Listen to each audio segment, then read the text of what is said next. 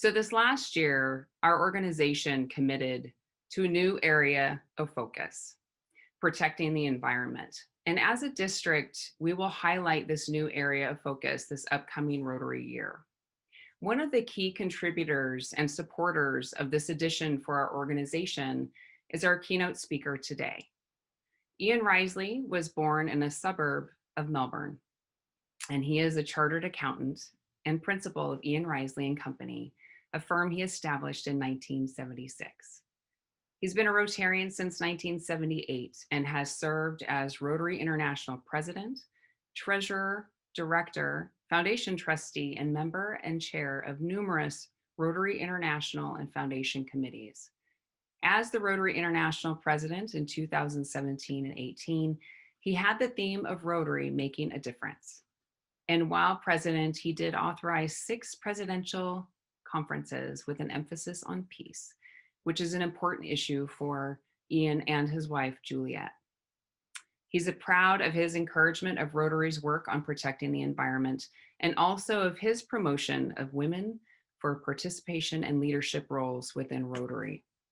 I had the pleasure of meeting Ian at an event that I chaired in Santa Barbara in 2016, and I heard more about his passion for our environment and his work for peace. I am grateful that he is able to join us today from Australia, and it is truly a great honor to present to you our past Rotary International President, Ian Risling. Ian, the Zoomware is yours. Thank you, Governor-elect Danielle, and it's wonderful to see you. I haven't seen you since that occasion, and of course, since then, you've been elevated to the illustrious role of almost district governor. And just think, in about 15, 16 months' time, you'll be a member of that group that is the reservoir of all Rotary knowledge, being past district governors. So hang in there, it'll be fun. I send greetings to you and to all of the Rotary leaders in District 5150.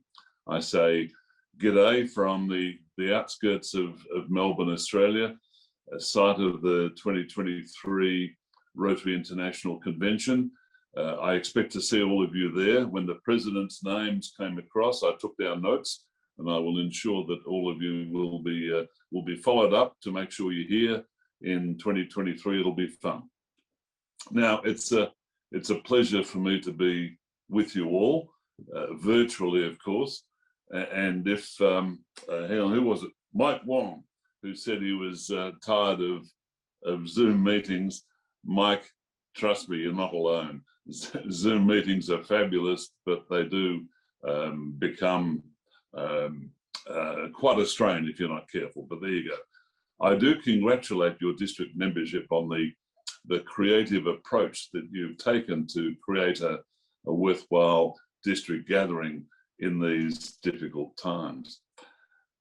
Danielle's asked me to talk with you about our areas of focus, but in particular the new 7th area, which is the environment.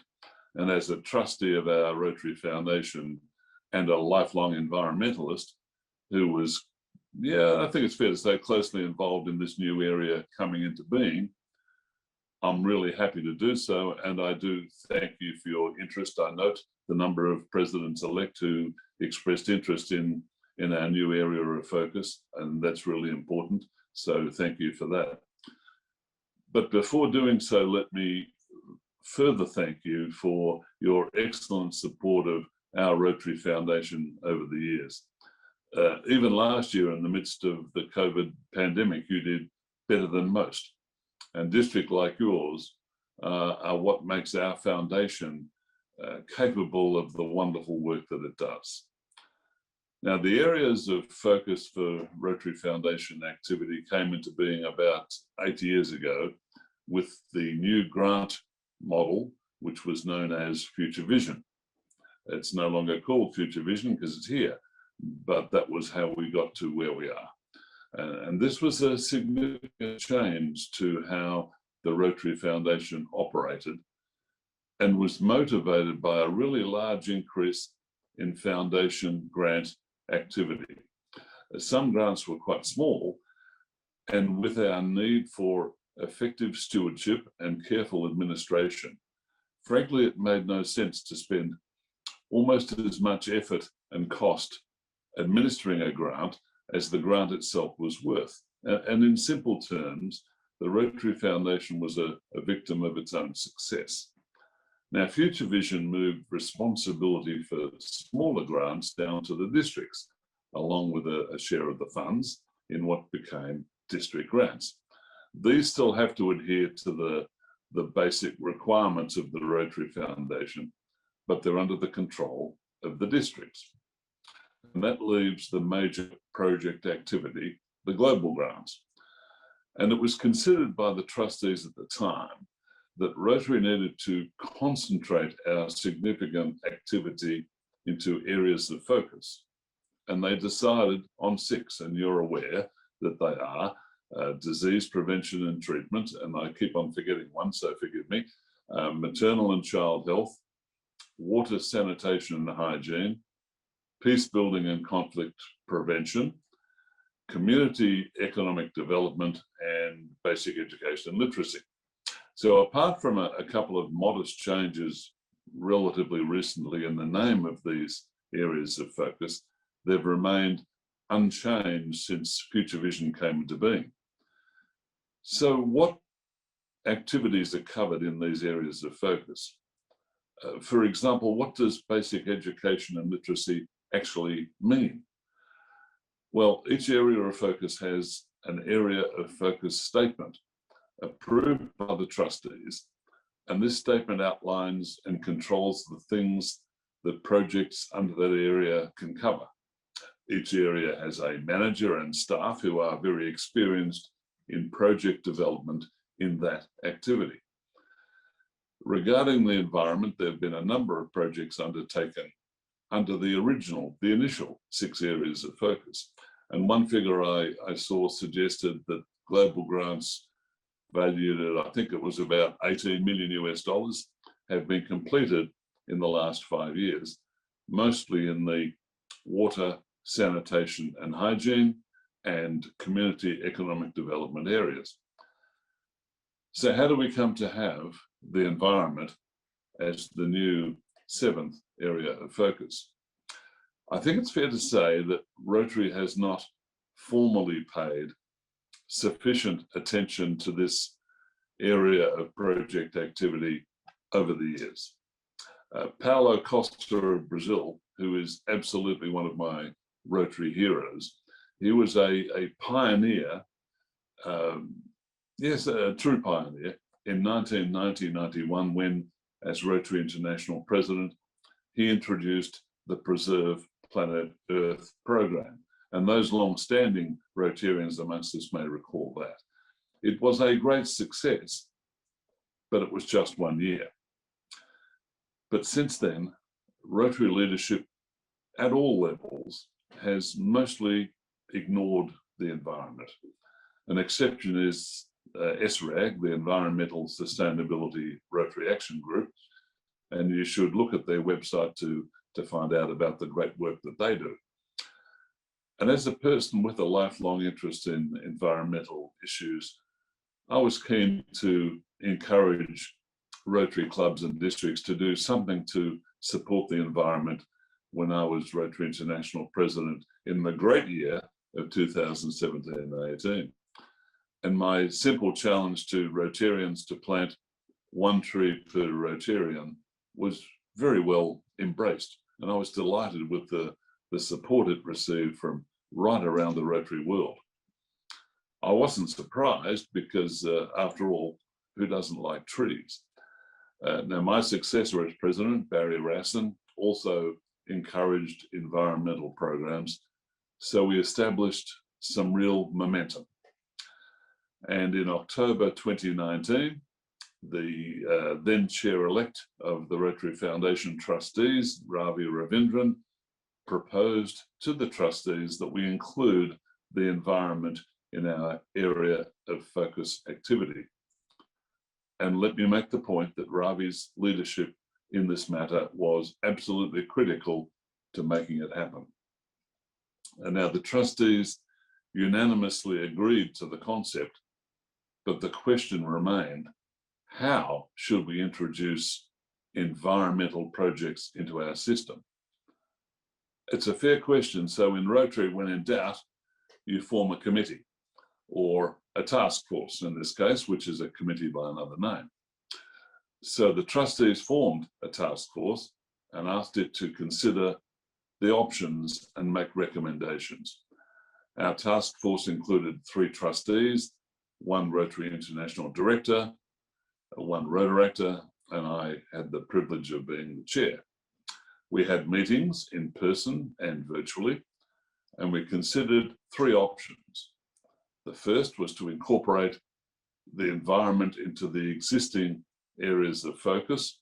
This was what we called the easy option with relatively minimal change. Second option was to amalgamate 2 of the existing areas of focus and introduce a new one for the environment, leaving 6 total areas of focus. And the third option was to add a standalone area of focus, making a total of 7 and leave the other 6 unchanged.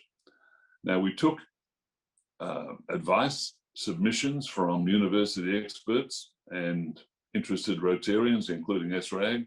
We had excellent staff support, and we had much discussion and debate. Much discussion and debate. Strong, but polite, and it was finally unanimously agreed by all members of the task force and the staff who were assisting us that we should add a new area of focus for the environment, making 7 in total.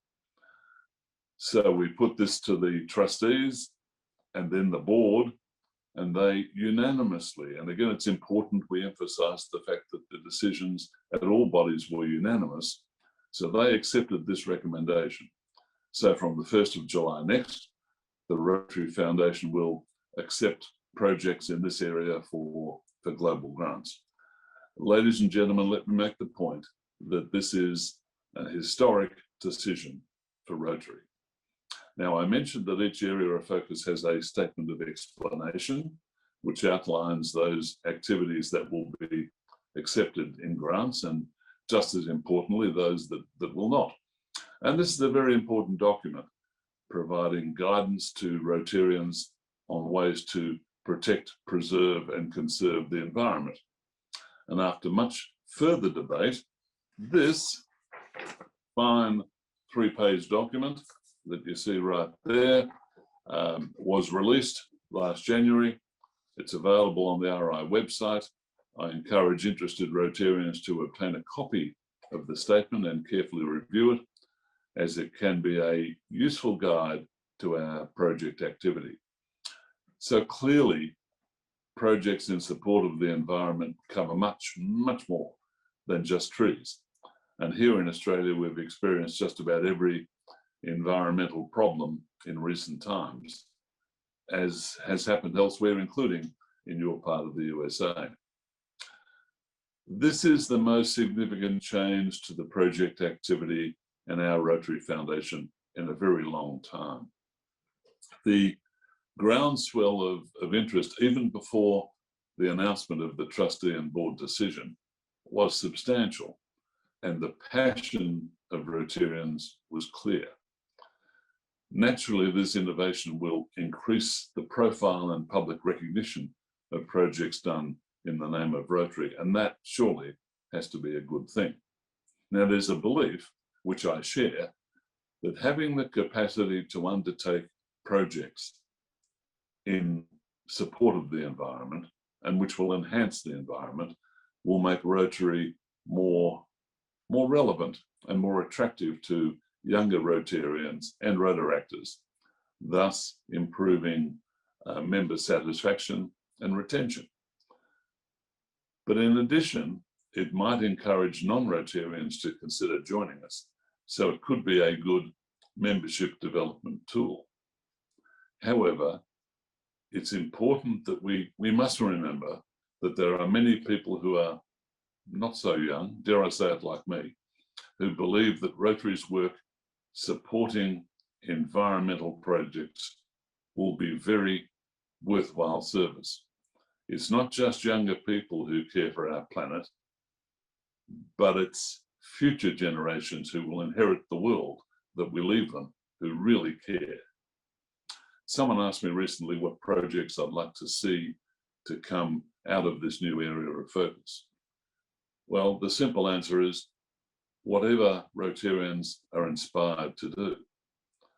The area of focus statement for the environment outlines a huge range of opportunities for us to make a difference. Everyone will find something there that appeals to them, so take a look. Clearly, having a seventh area of focus will increase grant activity and therefore put more pressure on the money available in the Rotary Foundation World Fund to support global grants. Already the World Fund is having difficulty in satisfying the demand of Rotarians for global grants. And that's why it's vital that Rotarians maintain and even increase their generous giving to our Rotary Foundation. Now, I don't know whether you have the expression warm fuzzies in your part of the world. It means the feeling you get in your heart when you do good in the world. I hope you recognize the feeling, if not the description. Well, from the 1st of July next, the new area of focus for the environment provides all of us with another way in which we can serve through Rotary and get the warm fuzzies. This is an idea whose time has come. President-elect Shaker is encouraging us in the next Rotary year to serve to change lives. Well, working on projects in support of our environment is certainly one way to do just that. It just might change your life as well. So I encourage all Rotarians to consider the environment as a place to put their project activity. The need is great, and our planet and its people will say thank you.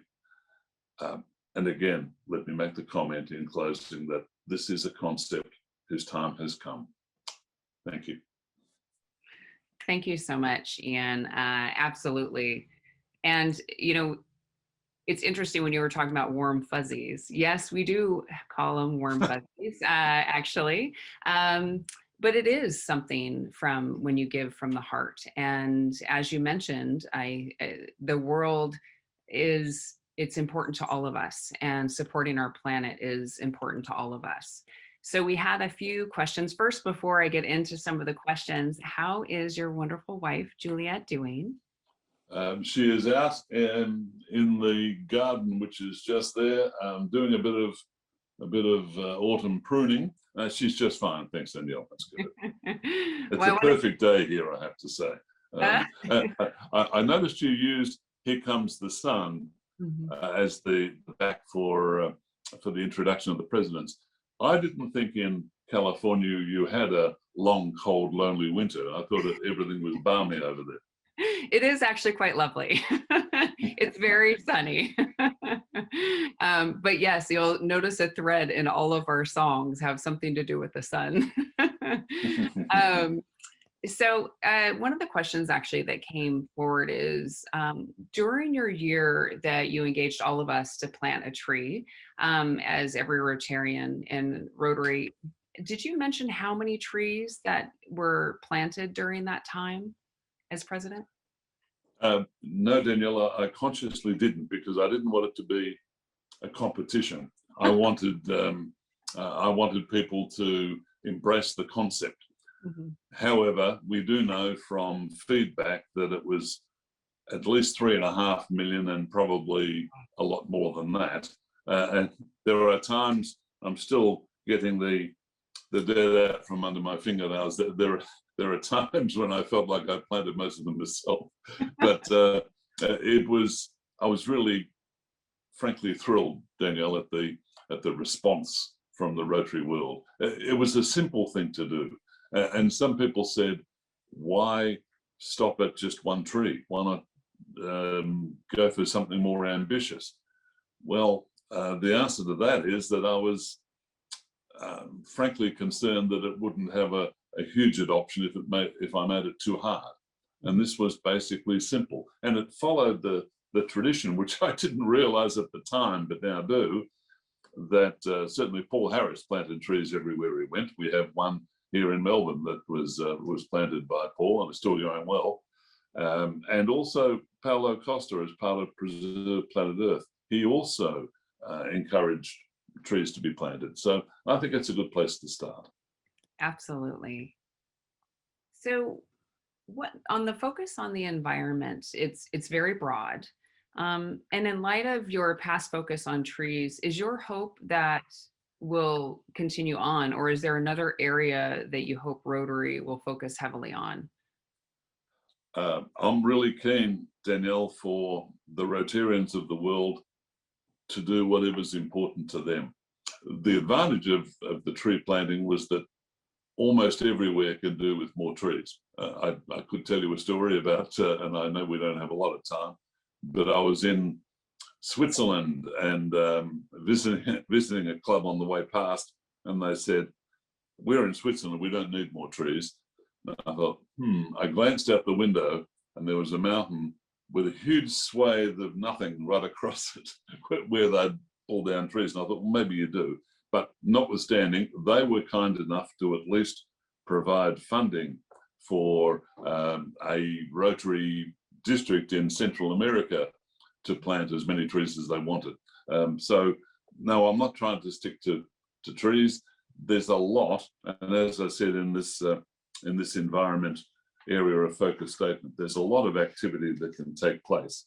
I personally see the ocean as being a really important part of work on the environment.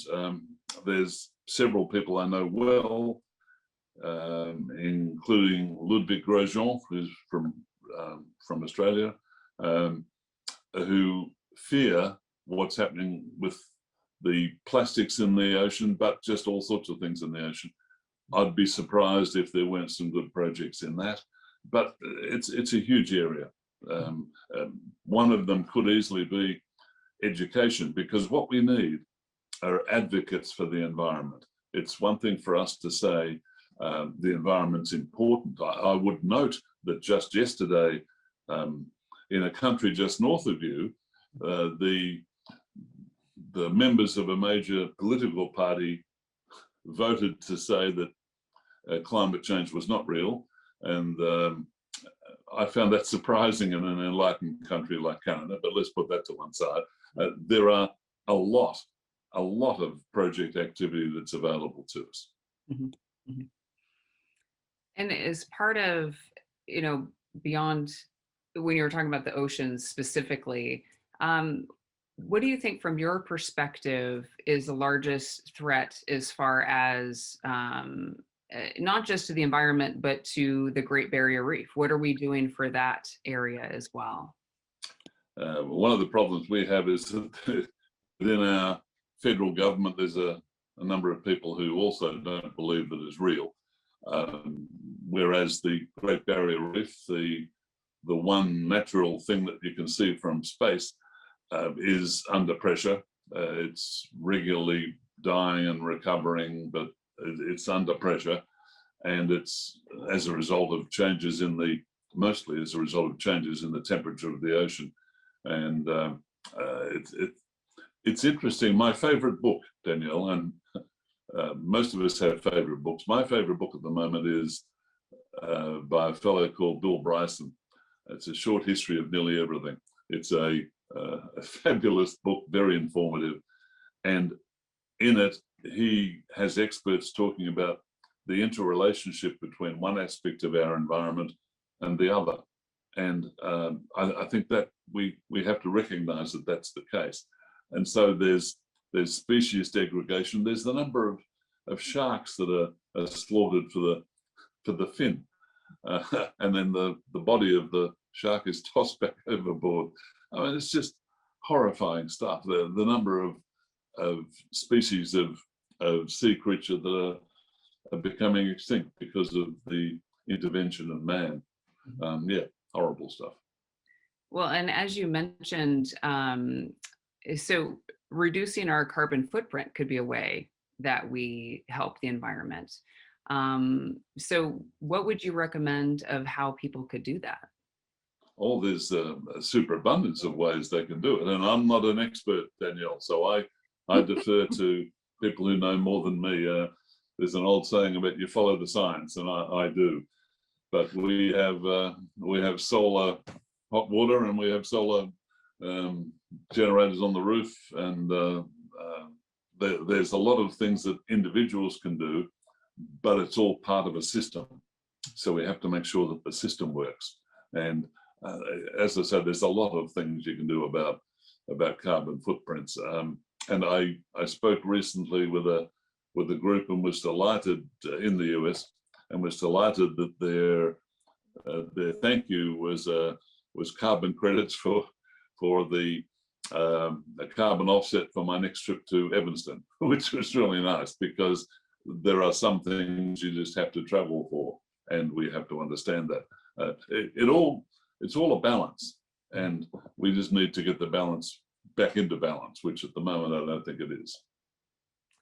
So we have had a question that's a little bit away from the environment, but is also about the progress of eradicating polio, and if you have any updates on that front as well.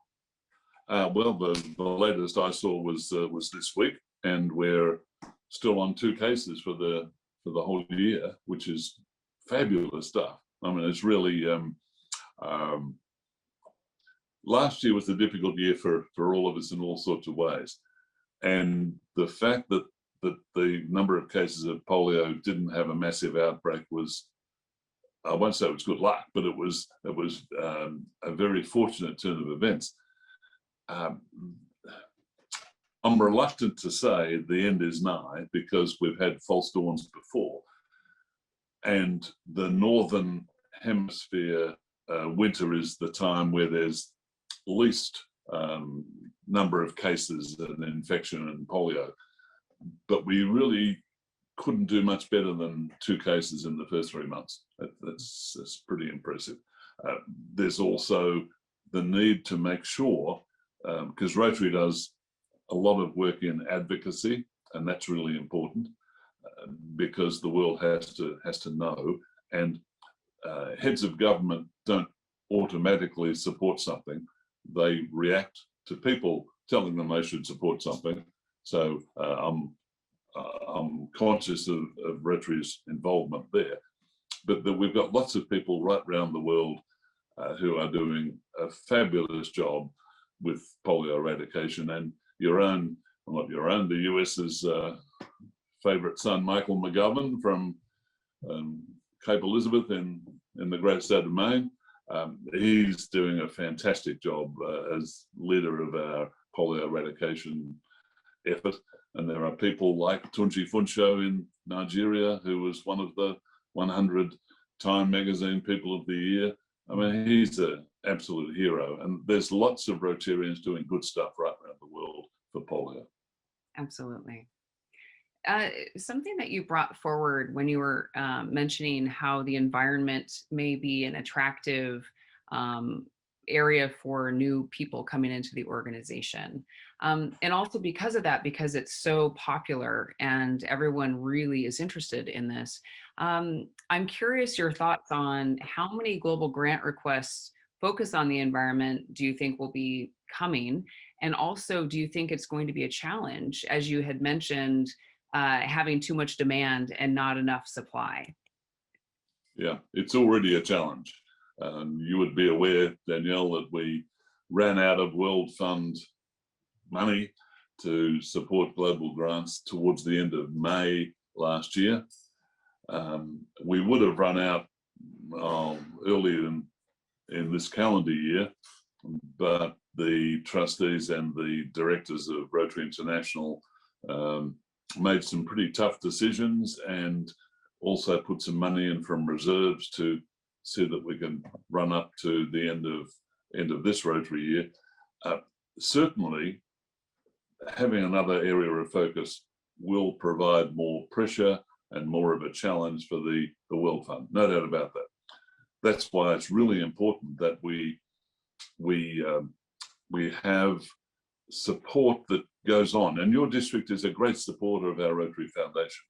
We need to gear that up as much as possible, and right around the Rotary world, and everywhere I go and everyone I talk to, I beat the drum on the fact that we really have to make sure that contributions to our Rotary Foundation mirror the demand for global grants. And frankly, over the last 10 years, they haven't.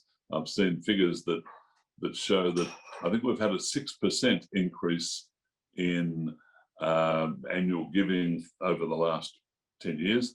And we've had almost a 100% increase in the number of global grant requests. So that's why our World Fund is under pressure.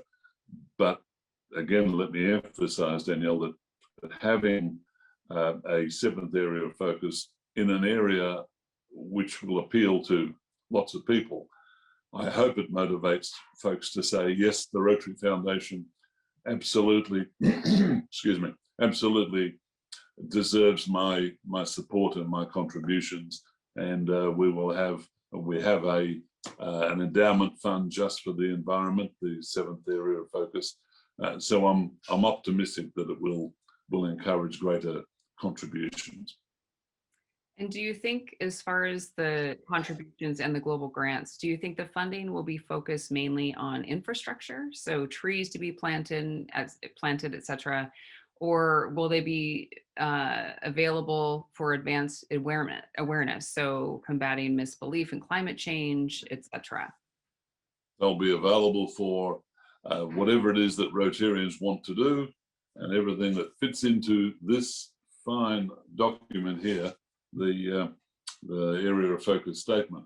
And that's why when one of your, Patrick Hall, one of your president-elects referred to the new area of focus for climate change. It's not, it's way broader than that. It's climate change is an impact without doubt, but there's lots more that people can do. And I'm regularly surprised, Danielle, at what it is that ticks the box of some folks in regard to the environment. There's species support, which I don't know if there's a little mouse hopping past. It doesn't really grab a hold of me that much, but it does lots of people who say that everything's interrelated, etc. And I understand that. There's just a lot of things that we can do for the environment, which up until now, we've been trying to shoehorn into one of the other areas of focus where it's been very difficult. This ensures that we've got far greater capacity to have global grant activity that supports the environment. Absolutely. And so as we roll out this new area of focus, is there thought for Rotary International to have strategic partners with other world or environmental organizations? And if that is the case, which organizations? I'm sure that will happen. Understand that we're still 3 months away from actually having the start flag. So, but I happen to believe, not just here, but in all of our areas of focus, there is going to be one of our biggest challenges, but also one of our biggest opportunities is the number of people, the number of organizations with whom we could establish reasonable relations, and we have projects, they have money, bringing them together. And we don't just have projects, we have projects and people who will implement the projects. It's one thing having an idea. Rotary is really good at having 1.2 million people right around the world who want to do stuff, whatever stuff is. So we need to bring those together. And in Australia, on Thursday, we're having a meeting of some of our smart foundation brains, because we've got a new facility which will enable corporations to donate to the Rotary Foundation under a particular, and it gets complicated, public benevolent institution, etc. But we're talking to one bank that has $40 million they have to spend in a year. And so we're trying to their foundation aspect has, and we're trying to suggest that the Rotary Foundation is a great spot for us to say, we've got these projects, what would you like to support? That's fabulous. That's really great. And so we did have a couple of questions in the chat actually that were kind of surrounding, the environment is a complex conversation, I guess you could say. And so what steps would you recommend for Rotarians who are not aware of the complexities of the environmentalism? So some people in the chat have recommended books like Drawdown by Paul Hawken or Short Story of Nearly Everything by Bill Bryson. What is your go-to resource for an environmental newbie? So somebody who's just getting into understanding more about the environment. Well, any way you like. I'm pleased that someone has mentioned Bill Bryson's, as I said, The Short History of Nearly Everything, which happens to be my current favorite book. This is probably more information than you need, Danielle, but I have it sitting in the bathroom because if I'm there for any period of time, I quickly go through a chapter of Bill Bryson's book again and again and again. And I find the way in which he explains the interrelationship between species, but also between the development of atoms and all of that kind of thing, I find that captivating. But if people want specific books on or specific information on specific areas, there is a lot out there. It's one of the delights of the new information age is that all of us in our tablets or phones have access to Mr. Google and various others who are able to provide not necessarily balanced information. So you've got to look at things with a somewhat jaundiced view, but there's a lot of information out there. What's more important is that people are interested, because once they're interested, they can find things. The important thing is to get them interested. Well, and it's interesting because there have been challenges, I think, that people view the environment as a political issue. And so as part of being a newbie or somebody who is speaking about the environment, how do we have conversations with people who do view the environment as a political issue? Yeah, I find it fascinating, I have to say. I don't know what it is about seeking the sustaining of the future of our planet, the only place on which we live, as being a political issue. And when I was president, I actually had 2 items of correspondence from Rotarians. I kept them.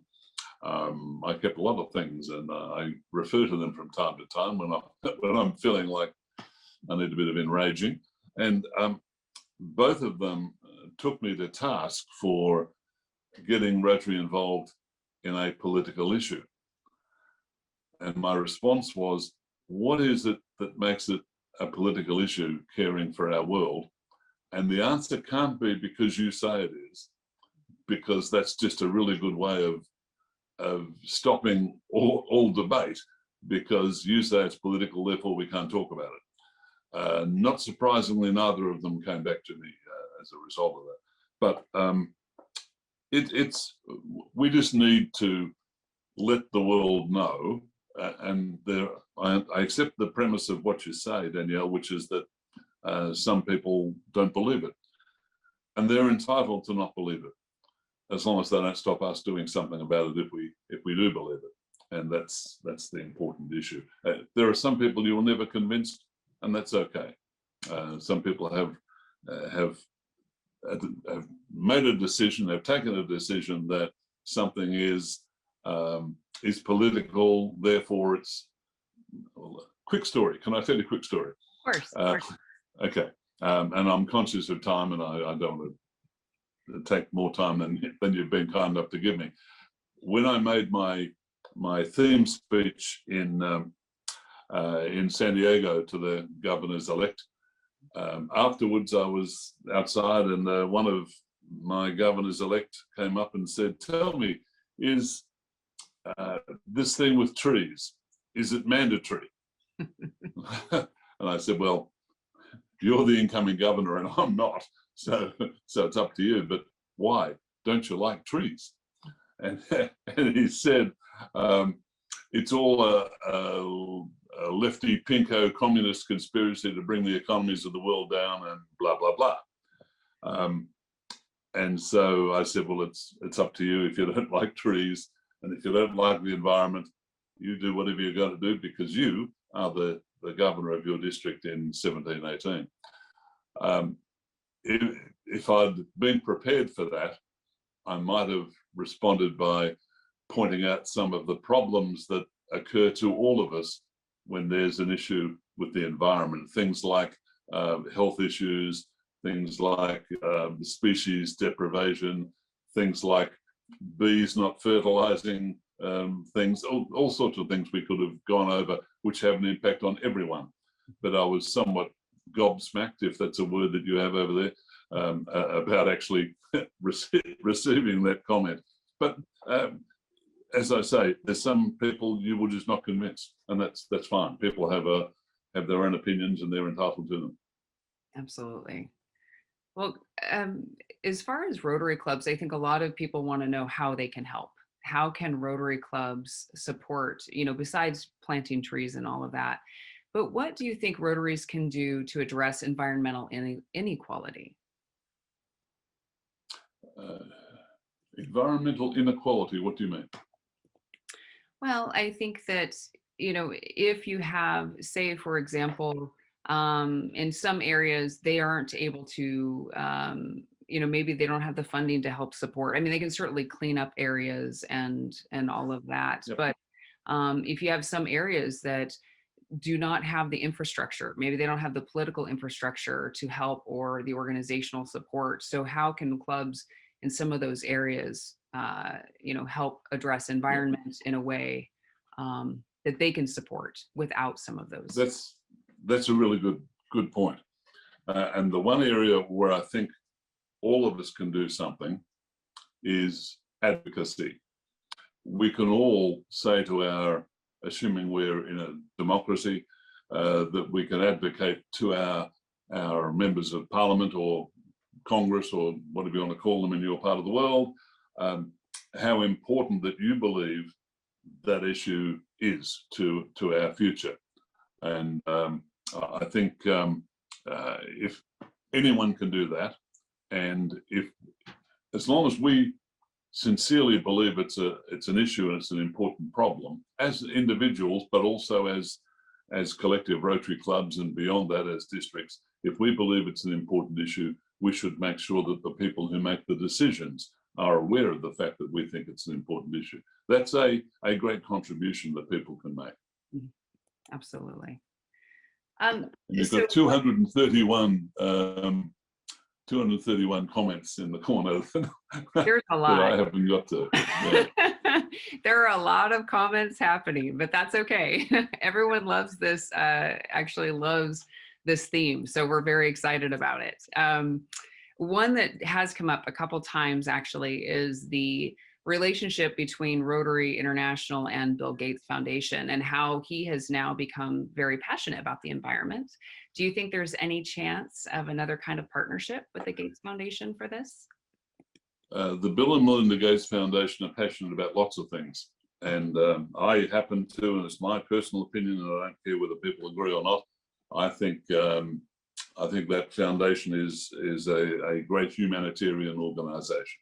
Having had the privilege of speaking to them a couple of times, and I'm aware of the fact that they believe, and it's unusual for someone with a bucket load of money to actually seek to use that, a huge amount of it, for the benefit of society more broadly and also for the future. So it's the kind of thing where if we were to come up with something, I'm sure an approach to them would be worthwhile. Now, whether it ever happens, who knows? But I know that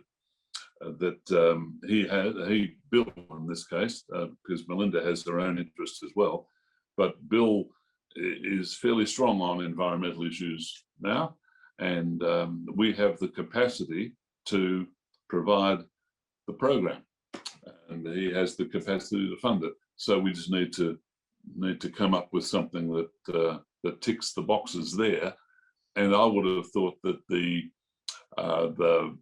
polio eradication program, let's face it, $100 million a year, which is what the Gates Foundation gives Rotary to spend. Doesn't give it to others, gives it to Rotary to spend. And our polio eradication committee, under the chairmanship of Mcgovern, determines where that goes in conjunction with WHO, UNICEF, and others. And that's been a great success story. And if there was another opportunity on environmental issues, I would rather hope that the Rotary leadership at the time would be knocking on the door in Seattle. I would hope so too.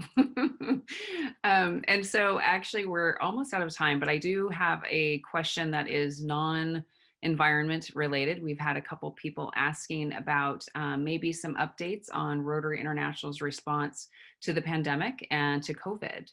So I don't know if you have any updates on that end.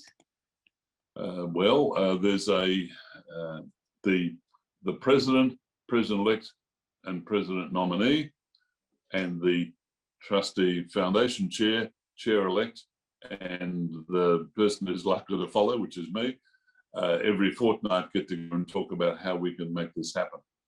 A decision has been made that it will be an ongoing group that are looking at ways in which Rotary can support the impact of the COVID-19 pandemic. Now, one thing we've said is that provision of vaccine will not be one of the things that the Rotary encourages people to do, principally because there's not much purpose in encouraging it if you can't get your hands on it. It isn't a funding issue at the moment, because you really have to have the production available to you. But what we absolutely can do, and here's this word again, is advocate for immunization. And I know there are people in all parts of the world, including where you are and including where I am, who don't believe in immunization. And again, that's how life is. But we can advocate, and we can demonstrate as community leaders that we're prepared to be immunized and all of that kind of stuff. But to answer your colleague's specific question, there will be something coming out relatively soon about what Rotary is continuing to do and will be doing in the future. Oh, excellent. I'm looking forward to hearing about it. Excellent. So we are actually out of time. I do want to thank you so much today for joining us and sharing your stories and information. We really appreciate all that you do for our organization and for the world. As part of, I don't know, I think when I had met with you in Santa Barbara, I was just so taken by all of the work that you and Juliet had done, and your sustainable garden, I think, that you had, and everything that you did, that I'm just so thankful that you are here with us today. So we appreciate all that you do. And as a thank you for your time today, we have made a donation in your name to plant 10 trees as part of the Julia Tree Project. And it's a project of Desmond Tutu's daughter, and it is supporting the Great Green Wall in Africa. So thank you again. What a great thing to do. Thank you, Danielle. That's fabulous. And I appreciate that. It's always a pleasure to talk to Rotarians right around the world. May I wish your presidents-elect how can I say, a happy year ahead, whatever that is, and a worthwhile year. And I encourage them all to keep smiling. It won't always be easy, and I'm sure you're telling them that things go wrong. But as long as you do your best, keep smiling, they will survive, and so will the district governor. So Danielle, I wish you well, and thank you for the invitation to speak to your group today. Thank you so much, Ian. Thank you. They're Pleasure. wonderful. Cheers. Take care, guys. Yes, thank you. Thank you so much.